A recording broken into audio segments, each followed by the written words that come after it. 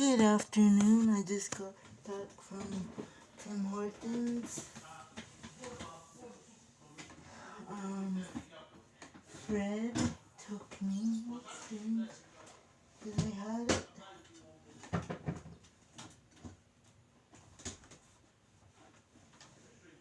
My wallet's gone. That's so weird.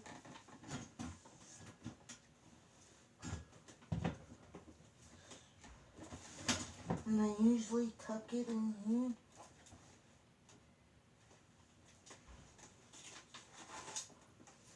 I was sick. I found it. It was in between my wheel.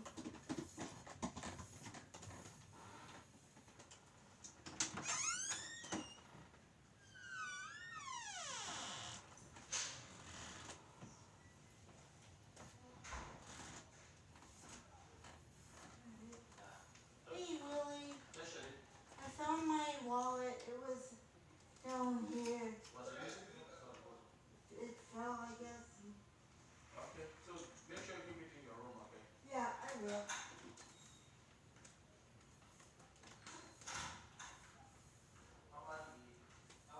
Found it.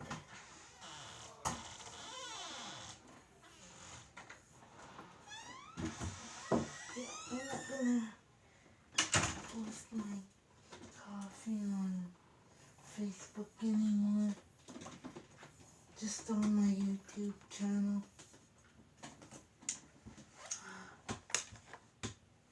Let's see.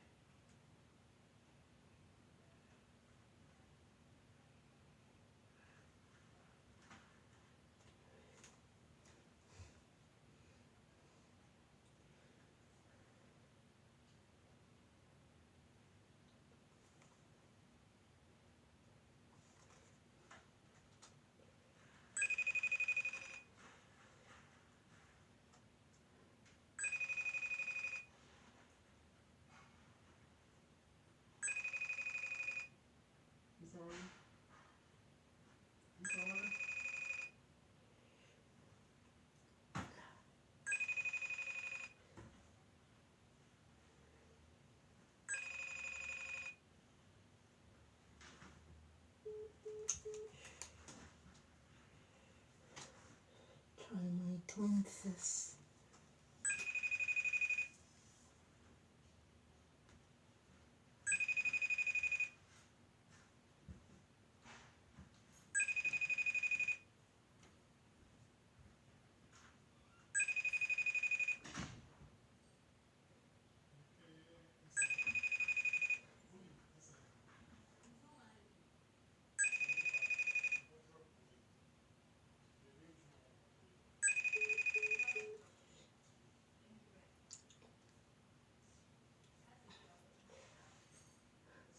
No. Feely bird.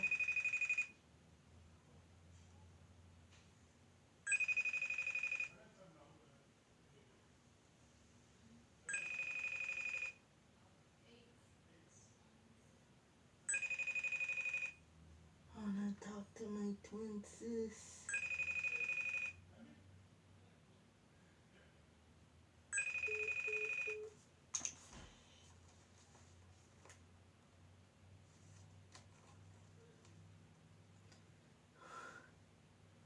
I can't find a soft bed, a soft bed. Now I'll be posting my coffee on Facebook for a while until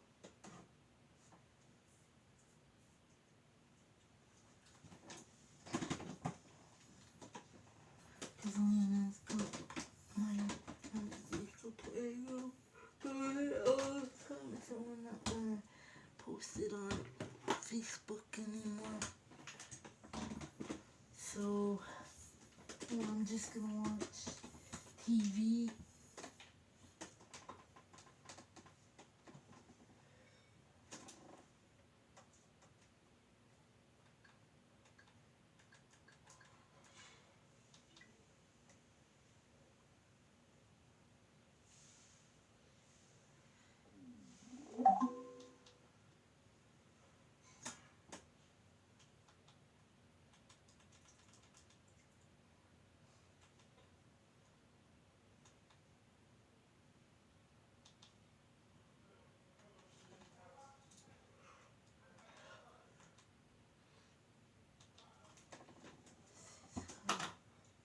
Now to an update on the 8-year-old little boy from San Patricio County who died earlier this month after his family says he was diagnosed with the flu. According to San Patricio County Justice of the Peace, Kara Diaz, preliminary findings show that the tests on Martin Ray Chucky Campbell Jr. came back negative for influenza A and B. The cause of death is still pending. Now, we're covering this story closely and we'll have an update once autopsy results are released.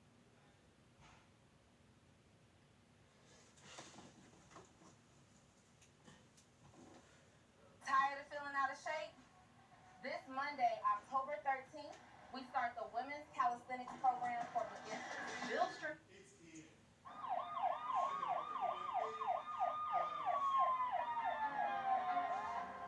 In Wisconsin,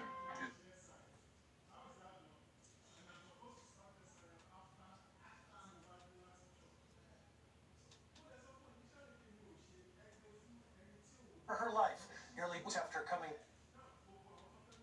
We start tonight at Children's Hospital in Aurora. A 7-year-old girl is fighting for her life nearly 2 weeks after coming down with the flu. Kelly Worthman live at the hospital tonight. Kelly, we understand that little girl is still in a coma.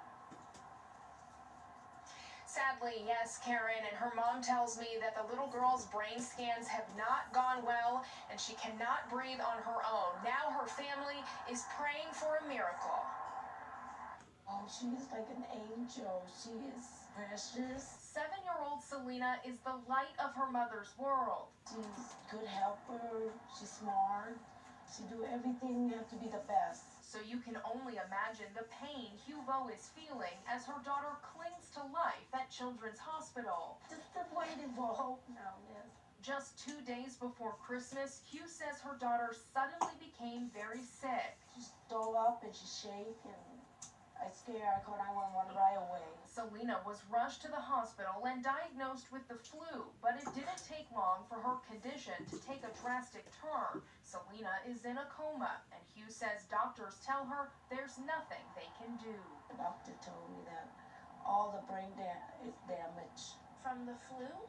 From the flu. Hugh says her youngest daughter did not get a flu shot. Now a family friend is creating a fundraiser to not only raise awareness about low-cost flu shots, but to also collect donations to support Selena's family. The family is hoping for as many prayers and love and support for this beautiful little girl as they can get. A show of support giving Hugh a glimmer of hope as she patiently waits by her little girl's side. Pray every day, waiting.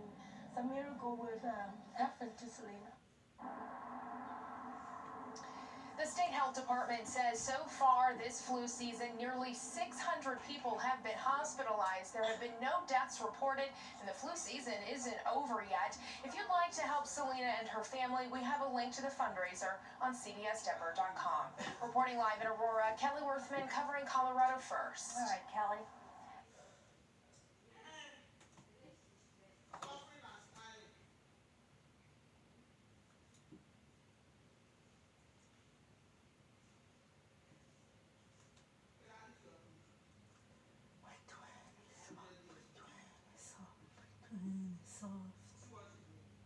My twin is soft.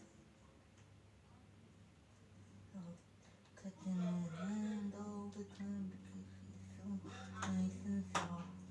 She's so Camzyos. With Camzyos, my symptoms have improved, and I can be more active now.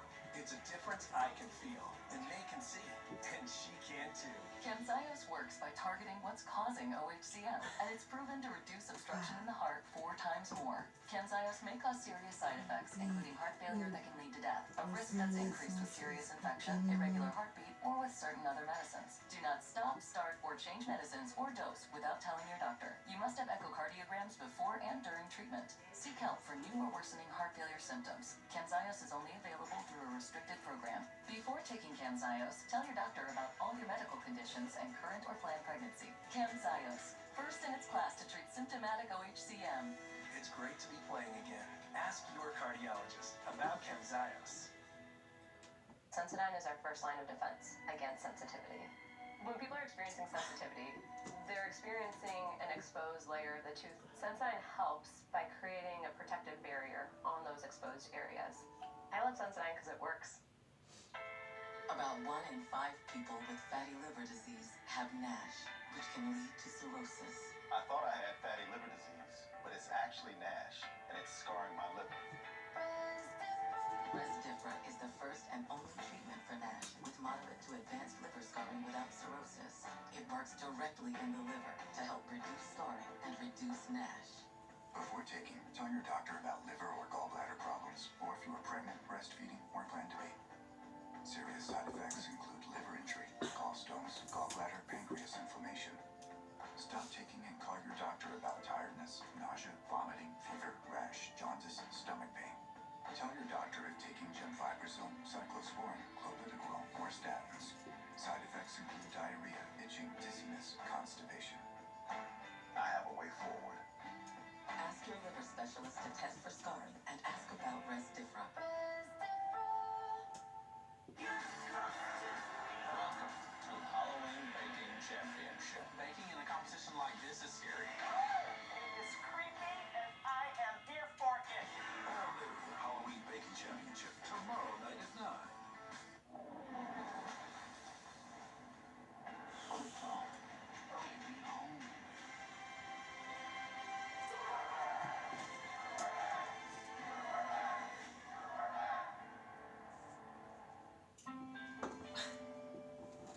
Yeah, I want to live close to Shirley Bird. 19-year-old William Buck was now the prime suspect in Detective Kevin Rice's murder.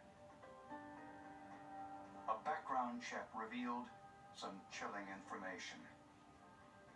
He had just been released from a juvenile detention center after serving 6 years for a murder he committed when he was 12 years old. There was no rhyme or reason to that killing. He was outside a tavern on the west side of Rockford. Saw this man at the curb, drinking a beer, and went up to him and shot him, and then fled the scene. People were wondering, how is it that he could have been released? Why did this happen? When questioned by police, William Buck denied any involvement in Officer Rice's murder. He implicated his friend, 19-year-old Vincent Holmes, as the man who killed Kevin Rice. Vincent Holmes, he was a street kid, late teens. He was friends with William Buck, hung out at the Auburn Manor apartment complex. Really had a flat affect, borderline functioning intellectually. Just a street kid with really no purpose in life. Not surprisingly, when Holmes was questioned, he pointed the finger at William Buck. This created a problem. Could forensics prove who pulled the trigger? Several residents at the Auburn Manor apartment saw William Buck and Vincent Holmes together on the night of the murder. They were outside the apartment drinking. The residents were able to identify the clothes each man was wearing. And with a search warrant, that clothing was retrieved from their respective apartments and sent to forensic analyst Mary Wong.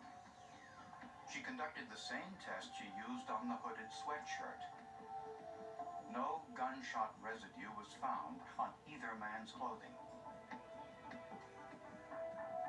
So the hooded sweatshirt and the shirts from both men were sent to Skip Palahniuk, one of the country's premier experts in trace evidence analysis. In terms of physical evidence, microscopic evidence, this was the only evidence available. And so it assumed great importance in the case as the investigation proceeded. His job was to determine which man was wearing the sweatshirt. Whenever two objects come into contact, there's always a transfer of material. Anybody who's ever worn a new sweatshirt knows, especially if you take a dark sweatshirt and put on a white shirt, for example, that it sheds horribly. You get fibers all over the place. Under a microscope, Palahniuk discovered that the sweatshirt was made up entirely of acrylic fibers. Palahniuk could find no acrylic fibers on Vincent Holmes' shirt, but he did find some on William Buck's shirt. But were these fibers from the sweatshirt? Most clothing isn't dyed with just one color. Usually, it takes a combination of colored dyes to get just the right shade. To identify the chemical makeup of the blue fibers, Palahniuk placed them on a plate of silica gel and dipped them into a solvent. The solvent mixture travels its way up the plate, and it starts to separate the dyes into individual components. It's sort of a gratifying moment as a scientist to see each dye separating out. The fibers were unusual. Most contained 3 or 4 color mixtures. These fibers contained 7, and the colors and the composition were identical in both samples. This meant the blue acrylic fibers on William Buck's shirt came from the killer's hooded sweatshirt. He was wearing that shirt, or just by pure dumb luck, he was wearing an absolutely identical shirt to that one. Finally, investigators swabbed around the neck of the sweatshirt and found microscopic skin cells, possibly from sweat. The DNA profile of those cells matched Buck's genetic profile. William Buck was arrested and charged with first-degree murder. And it was William Buck's accomplice, Vincent Holmes, who revealed why Kevin Rice stopped his car on that fatal night.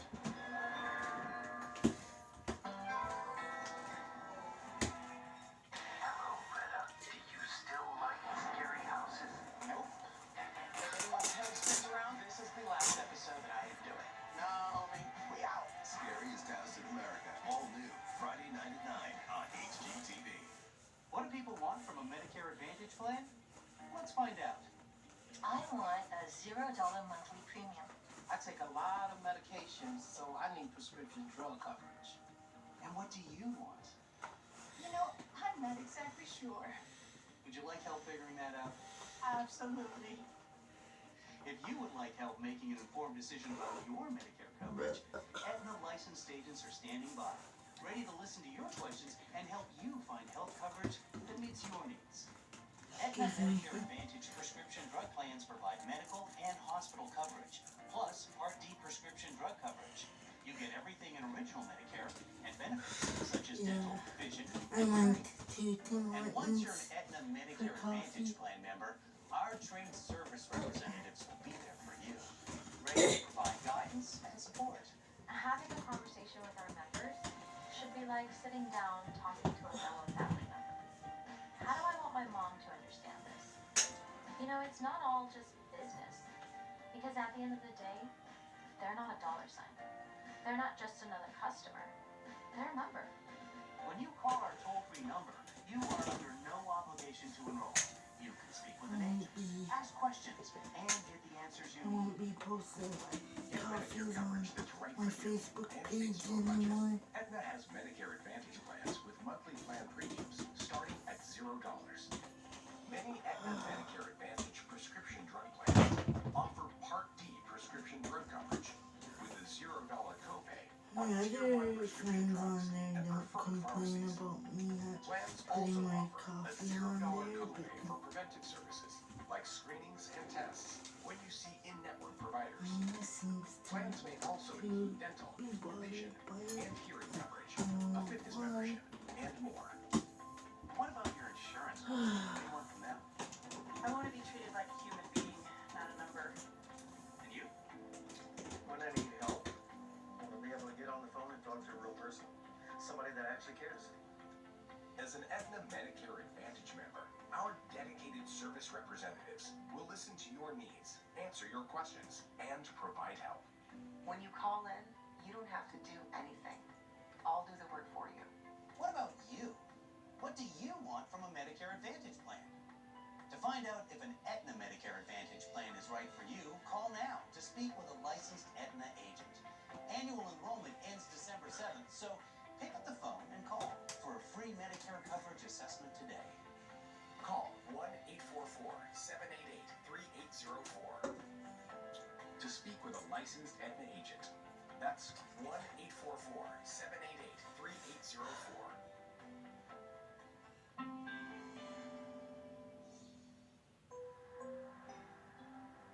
On the night he was murdered, Detective Kevin Rice was preparing to move into a beautiful new house, one he built largely by himself.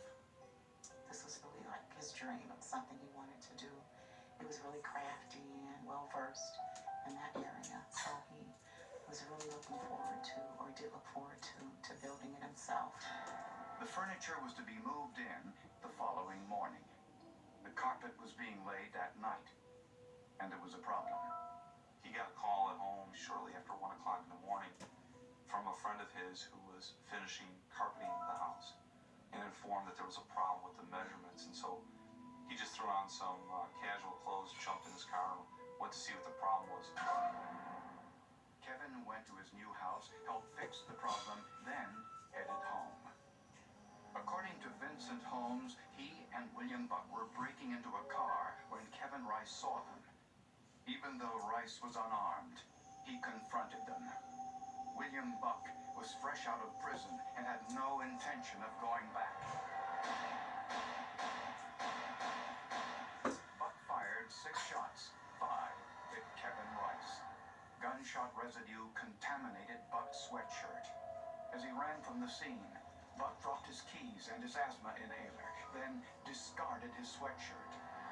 But the unusual acrylic fibers from the sweatshirt still clung to Buck's shirt. The gunshot residue on the sweatshirt, the DNA from the sweat, the fiber transfer onto his shirt were clear proof William Buck fired the gun. That was a blessing from God that he was running and he happened to drop something out of his pocket that he didn't realize he dropped. We felt very strongly about the evidence, just how they were able to tie everything together. Just something simple as a hair fiber, or a drop of sweat on a tag on a sweatshirt, and being able to extract DNA evidence from that. I think it was a very important part of the entire case, obviously. William Buck was convicted of killing a police officer and sentenced to 68 years in prison. In in this day and age of TV shows like CSI, jurors have come to expect forensic evidence. This would have satisfied any one juror who sought that or required that before they could reach a guilty verdict. No charges were filed against his accomplice, Vincent Holmes, who testified for the prosecution. In a case with no eyewitnesses, tiny acrylic